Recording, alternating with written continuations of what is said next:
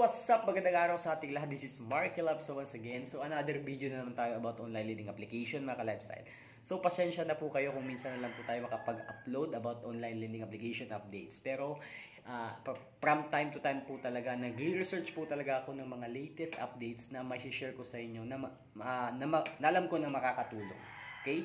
So, sa lahat po ng hindi pa nakapag-subscribe sa ating channel, please do like, share, subscribe at pakihit na rin yung notification bell nang sa gayon ma-notify ka sa susunod na mga interesting video na i-upload po natin, especially usapang online learning application. So, simulan natin. So, ano ba yung mga online learning application na tinutukoy ko? Alam ko mga ka-lifestyle, marami na itong nakapansin, especially sa FB page, sa FB.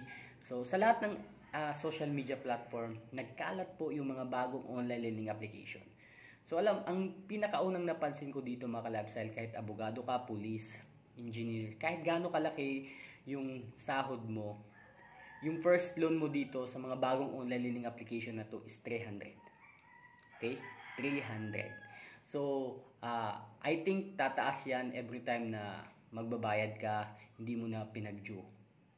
Yun yung pinaka new strategy nila ngayon. 300 lang po mga ka-lifestyle mag-uumpisa. Ewan ko kung lahat ng online learning application ganito. Pero yung mga bago yung tinutukoy ko. Halimbawa yung Mabilis Loan App, then Casyola. Oh? Hindi Casyalo ha, Casyola. So binaliktad lang, naging Casyola. So itong dalawang online lending application na to, alam ko bago to. Sa Play Store ni research ko, nandun sila. Pero nakita ko tong dalawang online lending application na to sa FB ko. So dun ko nakita. So marami mga negative comment about sa apps na to. Pero anyways, nire-review ko lang. So ano yung strategy ng apps na to. So gaya nga ng sabi ko, yung first loan mo dito is 300 lang. Kahit siguro milyong pa yung sahod mo, yun talaga yung kanila naka-set up na talaga yung payment na pwede mo lang malun sa kanila, 300 pesos lang. So yun yung bago. Alam ko ito siguro yung part siguro to ng kanilang strategy. Ganun pa man, wala pa akong nababalitaan na hinaharas ng mga bagong online lending application na to. So, ang tangi ko lang sa inyo mga advice, every time na ma-involve kayo sa online lending application mga ka-lifestyle, huwag kayong panghinaan ng loob, huwag kayong mataranta, huwag kayong matakot. Kasi hanggang pananakot lang po talaga yan sila. Hanggang email, hanggang text, hanggang tawag lang po yan sila. Other than that, wala na. Okay? So, relax lang po kayo. Kung nag-due ka ngayong araw, huwag kayong matakot.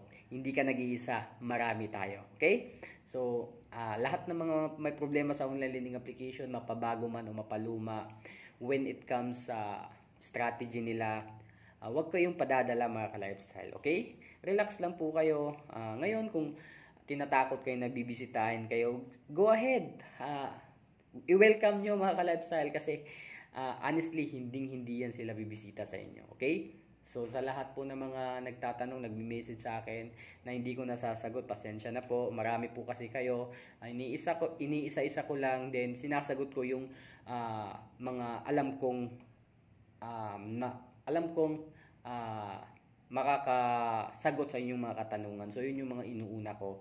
Pero anyways, from time to time talaga, nagre-research po talaga ako ng mga latest updates na i-share ko sa inyo, especially sa mga solid subscriber natin na may problema sa online learning application.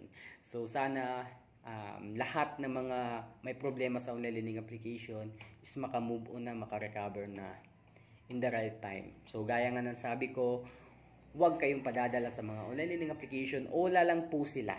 Tayo ang may hawak ng ating karapatan. Okay? So, ipaglaban natin. Ganun na kasimple mga ka-lifestyle. Okay? So, yun.